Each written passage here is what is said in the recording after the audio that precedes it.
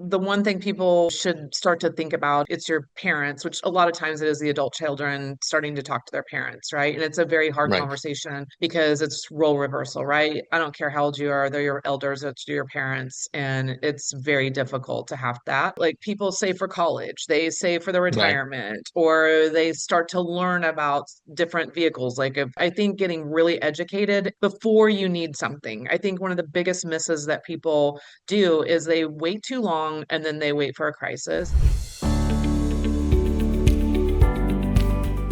Welcome to this podcast. Let's start at the beginning. Before all the leadership roles and the business growth, what your early, experience influences that pull towards working with seniors? Mhm. Was there a moment or story that made you think, okay, this is where I belong? Well, it really happened when I was a child. I was a little girl that rode my bike to a skilled nursing that was in my neighborhood. And I had five little women friends that I would go sit bedside and visit. And those are the skilled nursing. They're still out there, but it didn't smell good. It was bright lights. People just sat in their chairs. There wasn't really activities. And my mom would, I mean, think of it today with just walking into a skilled nursing without having to check in and just go roam around. Right. That's definitely HIP is not allowing that today, right? My mom would call the nurse's station and be like, "Is Angela over there?" and send her home. It's time for dinner, or she needs to come home.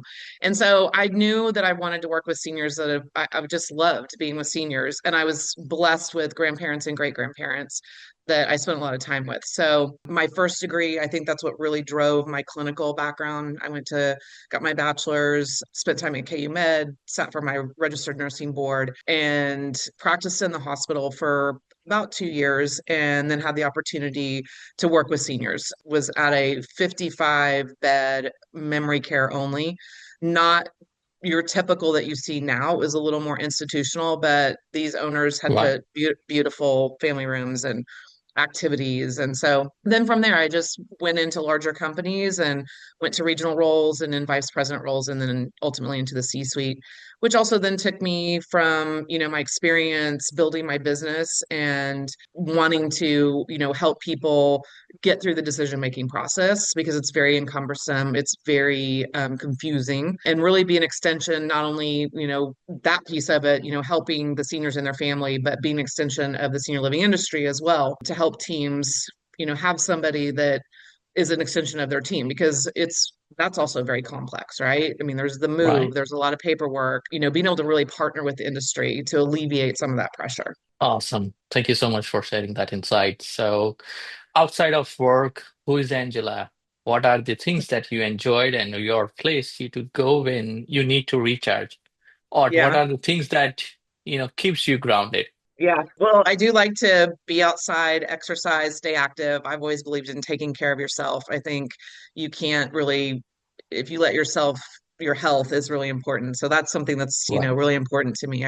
I really am conscious about wellness. I love spending time with my friends and family. I think that downtime, that's why I love senior living for seniors because that socialization that they might have lost, I think that is so important. And to be part of your community as a large community getting involved with volunteer, and sometimes I do turn the switch off and able to sit down and read a book or sit outside and be quiet. It's a little hard for me.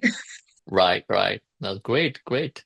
So you mentioned that gratitude and family play a big role in your life, Mhm. and how have those values shaped the way you show up to seniors and their family? I do believe in the word grateful, and Hmm. I don't do it every day. I did for a while, is that was the first thing that I really said when I got up. I'm grateful today. I'm grateful for my health. I'm grateful for, helping seniors. I'm grateful for my career that has been my entire life. It's been very mission driven for me, and grateful that hopefully I'm making a difference, right? And Right. grateful that I had the opportunities given to me in my corporate side of my life where I was working nationally, operated in almost every state, and helped groom and grow sales leaders and business leaders being in the positions that I've been in. So I think that's great. You can be a great leader and help somebody with their job, but that's being a good leader. But being the greatest leader is helping people with their lives. And so I've kind of always approached it by that. I really believe in the golden rule.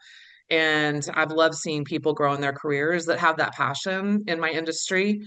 and continue to do different things and either start their businesses or, grow their career however they want to grow it. So I'm grateful for being part of that. It's like giving it Right. forward and leaving legacy. Exactly. Right. Awesome. So you've been in the senior living for over 25 years now. Yeah, And a little over. when you co yeah, a little over 25 years. And when you compare landscape today to 10 or I would say 15 years ago, what stands out as the biggest shift in how seniors or families make decisions? Yeah, I think the biggest shift really started to happen when COVID hit. We had to keep people at home. Tours were done virtually, pictures were sent. The digital piece of our business was now very important, where senior living was always kind of behind. But the website became, I mean, I've been in the business where we didn't even really care about a website, wasn't really a thing, where people just walked in the front door or called Right. to have an appointment. So I think that's been the biggest shift is really getting to where the customer needs in their buying journey and being able to educate them and most importantly build trust because this is a very big decision and there's a lot of product out there. And so it's not necessarily always the most beautiful, fancy pictures and chandeliers. It's really when that Right. senior feels like it's home and that they really trust that these are the people that are going to be able to deliver what I need right now. So I think, and there's a lot more education, I think, is a really big shift. I mean, people still don't really understand senior living, what assisted means, what independent leaves, what's active living, what's memory care. So we still have the ways to go.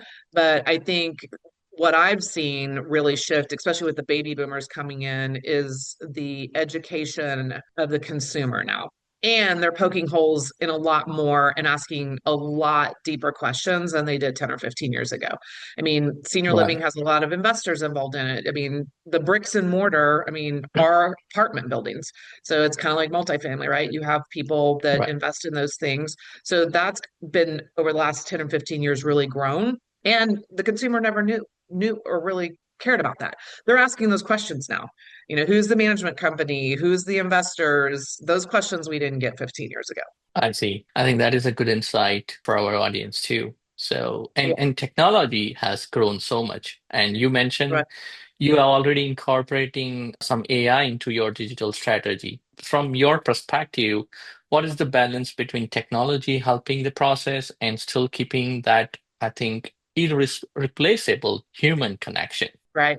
Well, and I think really for any business, I mean, I don't think it's going to take over for everything. I mean, we still have to have Right. humans.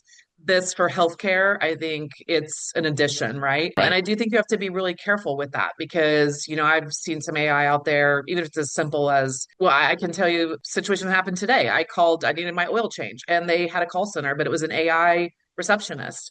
And I said, do you need to make an appointment? She asked me 4 times. Please phrase it in a different way. And, if that's happening in healthcare, in your healthcare business or in my business, like they're going to hang up the phone. So I think that's where the high risk is, where you have to make sure you're really customizing that and understanding who your caller is going to be or who, if they're getting online or however you're using AI and your technology.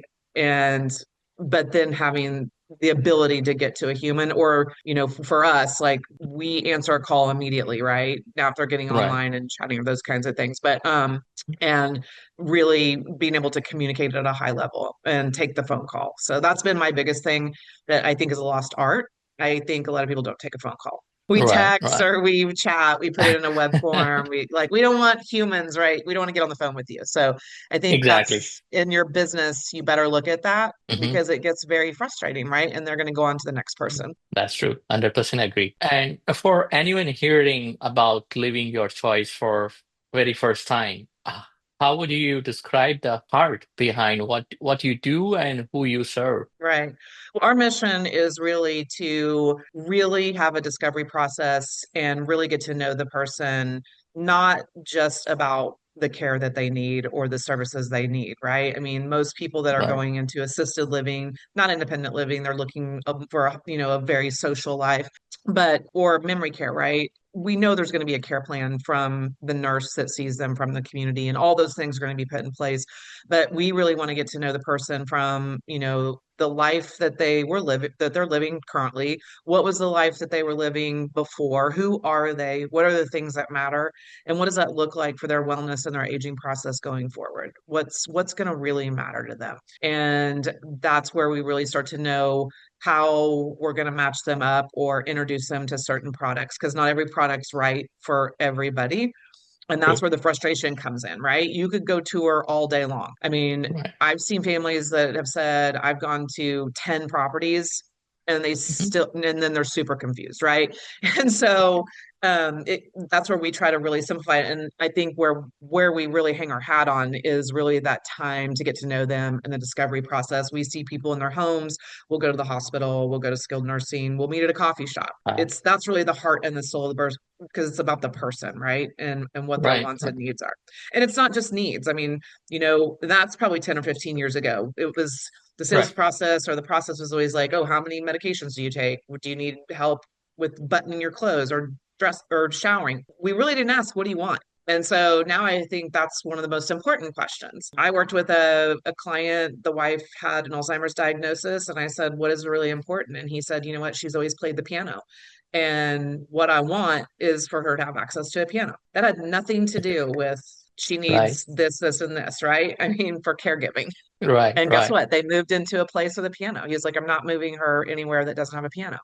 And so that Awesome. might seem little, but like it was important to them because she could still play. And Right. that was the one thing that he loved listening to her play. She had difficulty communicating sometimes, and that was like their quiet time where it took them back to, when they went to church and she played for the church 20 years ago, right?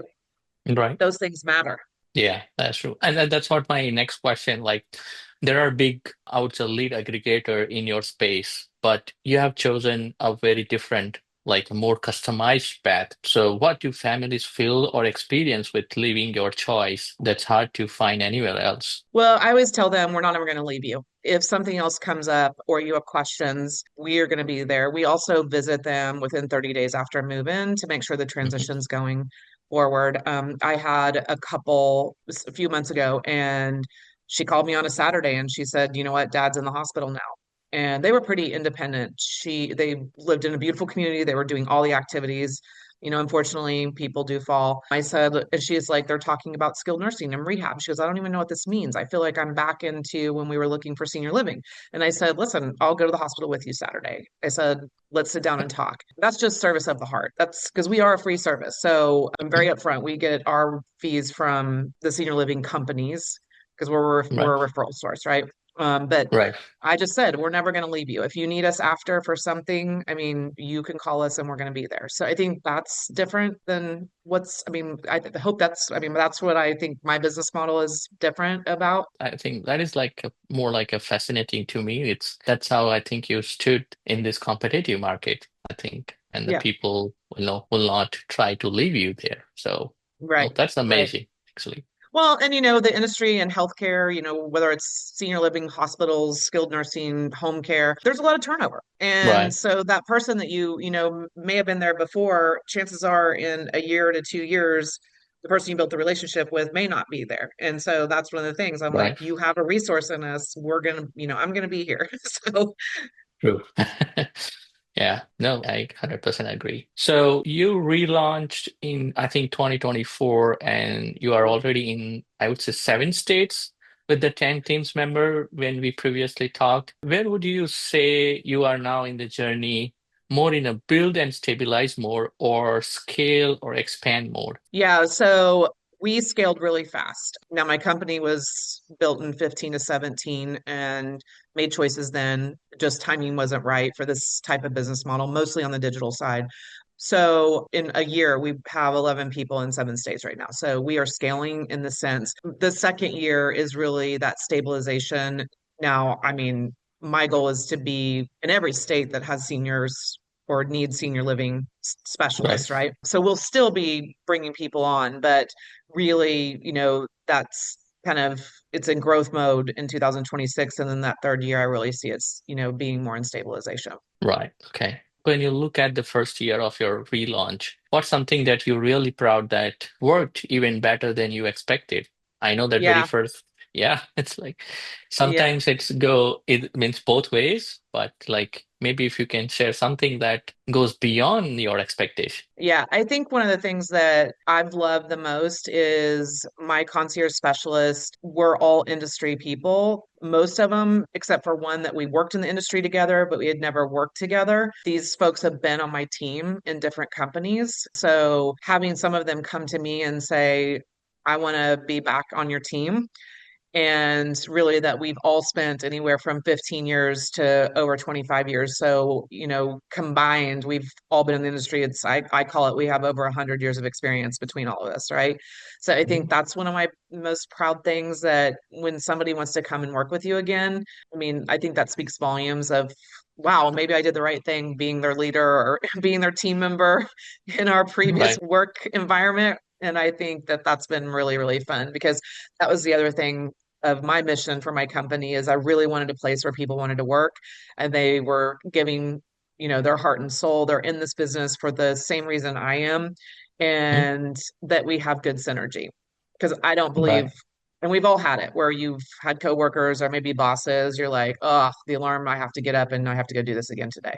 Um, Right. where it doesn't feel That's good, right? I wanted it right. to, I wanted people to be excited about what we were doing, because that's the only way we're going to get our mission and to be able to help True. seniors on a very large level. And leader like you and your team, I think it's fully dedicated. And that's how I kind of now learn about your journey. I would say like every fast growing business has friction somewhere, where it's its Sure. operation, digital visibility, or just keeping up in demand.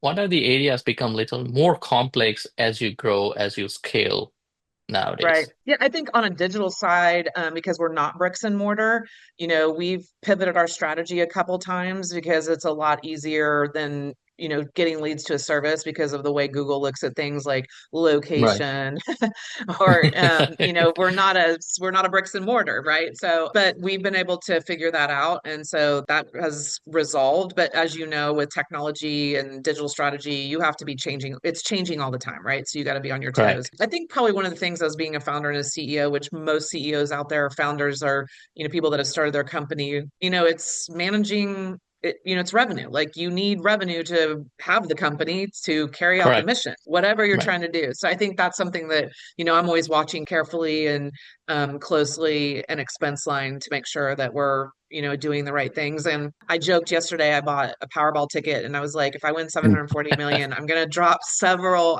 millions into this company to make it go faster, right? But I think sometimes too, if you do have to hold a decision because you have to watch the budget, that is okay, Right. because sometimes you go too fast and then it may True. not be the right thing, right? I've been in companies where we've Exactly. moved very fast, where somebody should have said, hey, let's take a pause here, let's stabilize out a bit, and then let's crank up the machine again, right? So, Right, right, right. Yeah, no, I agree. I mean, that's what I've been seeing, that those kind of journeys, and yeah, means always they have something, or they are maybe in the, I don't know, maybe a complex situation where it's hard to come out afterwards. So yeah, just yeah. take a pause and yeah. And by the way, I So didn't win the Powerball ticket, so I'll wish you best and hope for a best to, maybe a next time, you know. yeah, yep, And probably that reminds me, I will buy one and see if I can contribute to community something. So that would be great. yes, no, absolutely. Then my next question, like towards more like your vision. If you look just a couple of years ahead, what does a success look like to you? Maybe more states, more reps, more families, help each month. What picture you're moving forward? Like Oh yeah, you're definitely helping more families, especially as we see the baby boomers come in and the demographics changing over the next 2 to 5 years. It's going to be a flood.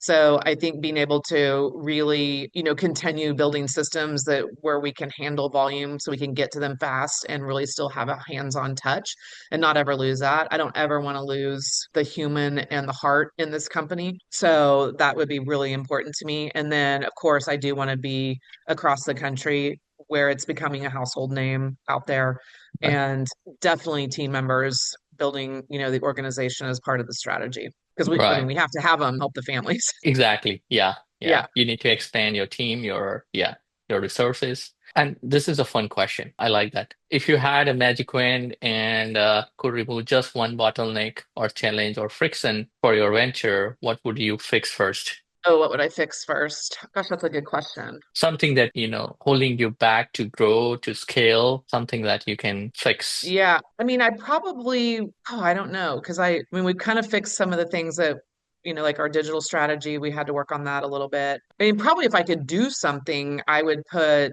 more people in place and I would build out the infrastructure internally. Feel like a kind of resource infrastructure, like have a Yeah. good team in place to, okay. And you said like a digital strategy as well. Yeah. I mean, we have a digital strategy, but I'd probably add to that. I mean, Okay. put more money towards that. Yeah. And for anyone listening who is navigating senior care for themselves or for loved ones, what's the one piece of advice you wish everyone knew before starting this journey? I think it's people need to have conversations and honest conversations. I think the one thing people have, should start to think about if it's your parents, which a lot of times it is the adult children starting to talk to their parents, right? And it's a very hard Right. conversation because it's role reversal, right? I don't care how old you are, they're your elders, it's your parents, and it's very difficult to have that. And a lot of times the seniors are going to say no.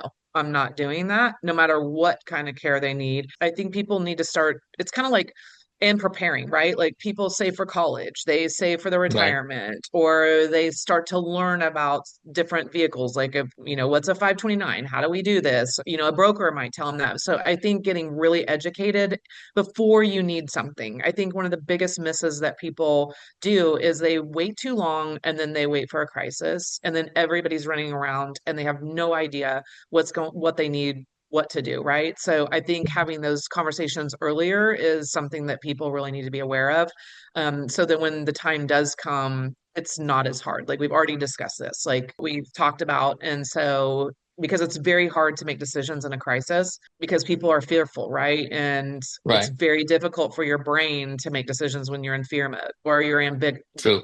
or you go into an ambiguous mode, right? Yeah. So that's what happens to a lot of families or the senior. And then guess what they do? They stay in their home, and then there's another fall, or there's a safety issue, or they can't take care of their home, or they're still not having socialization. So I think it's really Right. being proactive because this is not something that people want to buy. This is True. a time in people's lives where they're maybe selling their home after they've raised their children there and been there for 50 years. They're maybe the DMV took Yeah. their license. There's a lot of stuff of the next step of life. No one's like, whoa, I don't get to drive. I mean, it's, they feel like a lot of people are like, my independence is gone, right? So Right. I think understanding that actually your independence is getting back to you, because if you can't drive or you're having to have your meals made by someone or you're home alone, to me, that's not independent. And I think a lot of people look at the home, they're living in their house is like, oh, that's my independence. Well, it's really not. It's your lifestyle. Like what's going on in your life every day. And yeah, I totally agree. Means I saw a lot of other plans for education, for your retirement, for your health, and all those things. But for this one, especially, and like late stage of your life, I think if you don't need to be alone and kind of yeah, as you said, like you cannot do certain things, most of the things, and I think this is a really good choice to be, I would say, connected with. And Right. yeah, this is something, yeah, this is really, kind of interesting and I think kind of a unique to me. So, okay, so moving forward, where can listener learn more about living your choice or connect with you? So definitely, you can get on our website, which is livingyourchoice.com. We have a very big social media presence. So we are on Instagram, Facebook, and on LinkedIn. There's quite a bit of information on there. We do post our cadences very regular. And you'll see some of our posts where we highlight our blogs. And so you can jump on our website and read those blogs. It does give a link. And then there is some video option on LinkedIn with some podcasts. We've recently also launched some press releases on some of our new team members. Those folks are on the website as well. So you can see who is part of the team. You can also review that on LinkedIn as well. And I do ask, if you do get on there, I'd love to have a follow and or Yeah. engagement, or send it to somebody that you think might need the help. Yeah. No, this is awesome. Means Angela, this is really amazing I would say like a fascinating and the kind of area that you are working and serving the community. I think amazing. So thank Thank you you. so much for your time, your insight, and yeah, and stay tuned for the next episode. Angela, this is amazing. Thank you so much for your time. Thank you. Yeah, talk Bye to you bye. later. Bye bye. Okay.